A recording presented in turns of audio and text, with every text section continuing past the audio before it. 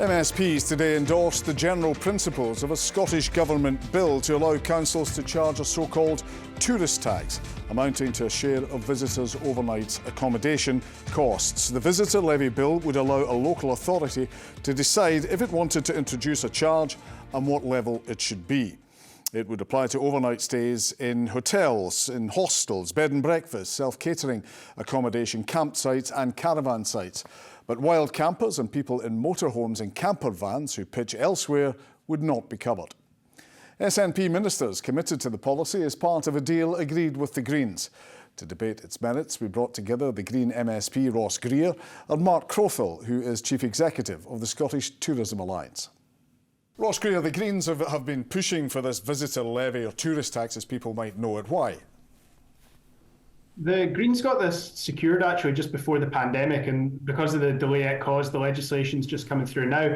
And it's based on a really simple principle that visitors to an area use local services, public toilets, their litter has to get collected just like anybody else's, they use leisure services, and the council has to pay for that. But at the moment, the council doesn't really have any way of getting income back, and local residents are left to pick up the bill. And we know from across Europe and across the rest of the world that visitor levies actually aren't something that puts tourists off coming. You know, Paris, Barcelona, New York, these are still world-class tourist destinations.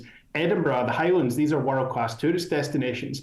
But the councils in Edinburgh, the Highlands, and in other places in Scotland are bearing huge costs at the moment to support their local tourist economy. And we know that tourists are willing to pay an extra pound, a couple of pounds each night on their hotel room to give something back, so that we can make sure that places like Edinburgh, the Highlands, Glasgow, or Argyll are still world-class tourist destinations because we've invested in the services those tourists need. So that's argument for. Marc, are you against it?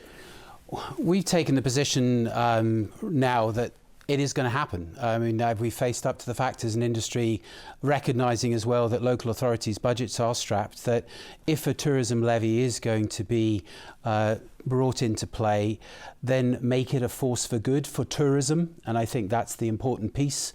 I totally accept that levies do exist elsewhere around the world in different forms, but they don't have the same tax regimes that we have in the UK. Scotland is already a very expensive destination, and let's not forget that 65–70% of people who choose to holiday in Scotland are actually domestic holiday makers, including Scots. And the levy approach that is being tabled at the moment would apply not just to the international tourist, but to everybody, even someone like Ross, if he's staying overnight in a hotel in Edinburgh tonight, then it would apply to you, I'm assuming. So, and yes, we want to enhance the proposition, but it's about getting it right, and the delivery and how it's managed is really what we have issues around or concerns right now, because we've seen through the short-term licensing implications or the actions over the last couple of years a car crash, to be honest with you, and we need to not allow that same situation happen again with a levy. So two points there, Ross. First of all, you were acknowledging what Marc was saying about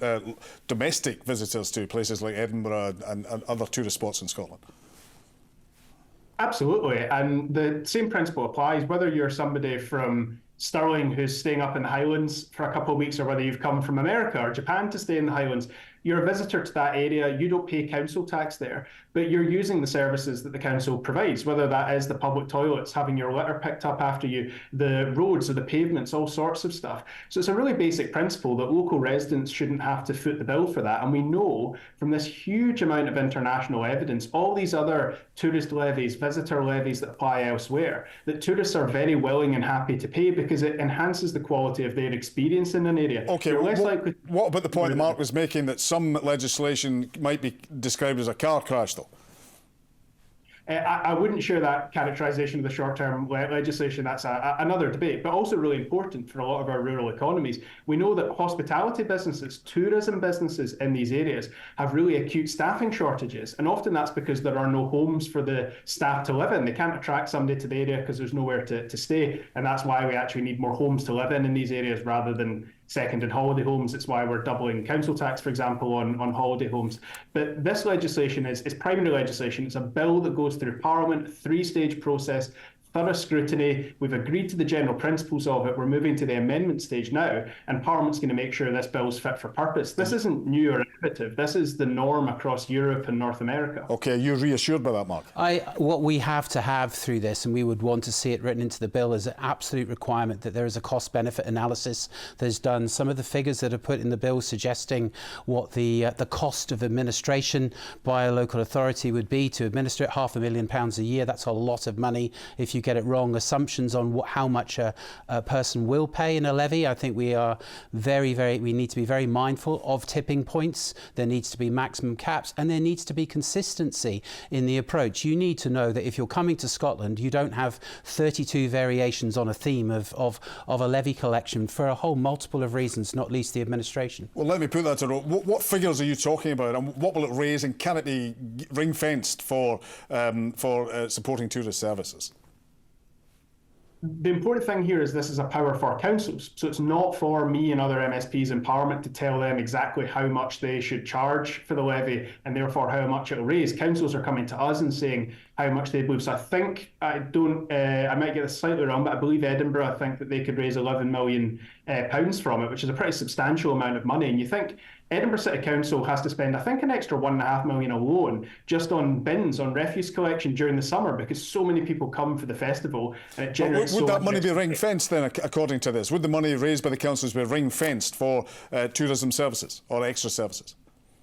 So the bill as it stands at the moment has a pretty broad ring fence about it has to go towards services that will enhance the visitor experience, services that will be used by visitors, but obviously things like public toilets, emptying bins, leisure facilities, the state of roads or pavements. These are things that, if they're done well, benefit tourists, but of course they also benefit local residents. Residents deserve to have good bin collections, good quality roads and pavements. So I don't think we can totally silo off things for tourists and things for residents. And Marc, just finally and briefly, the point that Ross has been making repeatedly, residents shouldn't have to pick up the bill for extra visitors, should they? Well, if you're a resident in Edinburgh and you're staying in a hotel in Edinburgh, you'll have to pay. So, but what we would want to see, and what we've recommended and would hope that would be acceptable, is that there is a separate committee that is set up who determines where that revenue or net monies raised is spent, which has to include the tourism and hospitality industry representation and from communities, and very, very clear of how that monies would be sent. And it's that group that then decide, rather than leaving it to a council alone to choose how they might want to spend the money elsewhere.